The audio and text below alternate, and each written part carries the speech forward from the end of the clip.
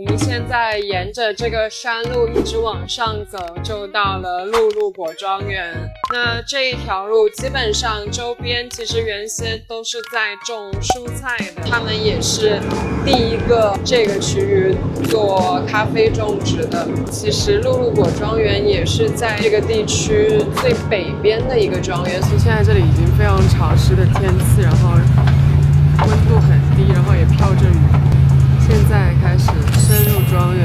We call it Lulo because Lulo grows very easy here. 3 years in November that we bought this farm, we planted Lulo, we planted geisha, we planted this other plant that is called floripondio, we planted 3 tomatoes, we planted higuerilla, we planted many other plants because the soil was lost, because this is a very fertile soil. The soil was used for intensive agriculture for many years. Very little, organic matter and good soil. There was no shade, nothing here. In order for us to recuperate the soil, we planted everything that I just mentioned. This is a very good climate for lulos. As you can see on your way up, it grows wild. Every week we harvest lulo, we sell it, and we get money. Coffee, we need to maintain it for 5 years. Spend a lot of money for 5 years until one of the reasons why nobody wants to plant coffee up here. Second is the microclimate. It is very difficult for a plant to flower like a big, good flower and then harvest good harvest. So you have very little small flowers here, but still, as you can see, we're gonna produce coffee. Come on. You see that mostly plain field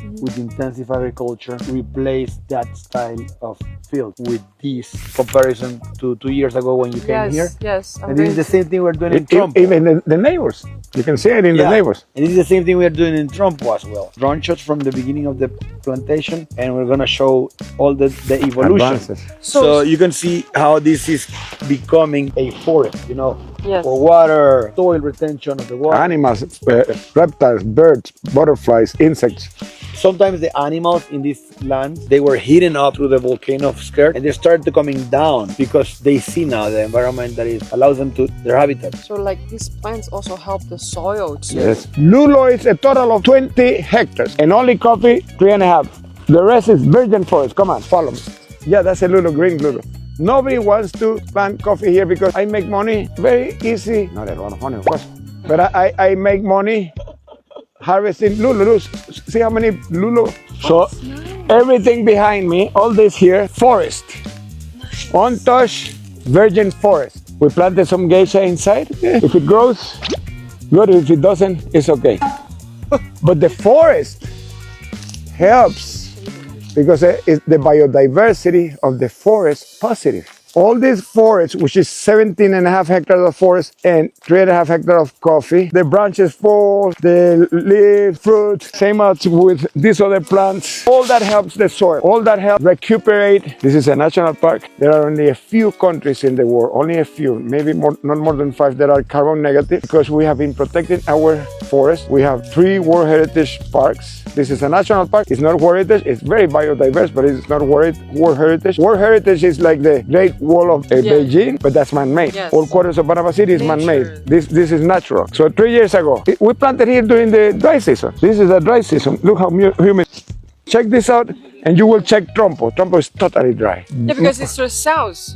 Yes, and it's not close to the mountain range, so we don't get any of this rain. Good soil, very volcanic soil, the main problem here is not so much the rain, because it rains too often and flowering is scarce, very small flowering, but the biggest problem here is the cold temperature at night. When the tree is this high, I have data recorders that I put around, so I can program the data recorder every half an hour, every 1 hour, whatever. One day recorded 7.8, the normal low was 9 or 10, the average was like 17 and the high was like 20. This is called derrite. Poma costarricense. The cold damages from the top down and it kills the plant. This is what low temperatures cause in the trees. Look. Premature tree. You can see. This tree is good to take seeds out of because look, it's adapted already. And creating, all the ideas that we come with the auction, one of the things we realize is that need to provide not only great coffee, but different tasting coffees. With great, of course, quality. Luito, El Burro, and Elida, the different style of the cup quality is so wide, not only in area or whatever. The microclimates are so different between these farms that we're increasing the portfolio on the taste of the coffee. Best of Panama is a very important competition for us. We can only use one per category in the Best of Panama, so it's either one geisha natural or one geisha washed. For our own auction, we will have a wider spectrum of flavors. So that's the important part of having this coffee, which increases the brand of Lamastus family estates. 对于他们考虑的不仅仅是 BOP 这个竞标，然后对于他们自己庄园的独立竞标，这也是非常重要。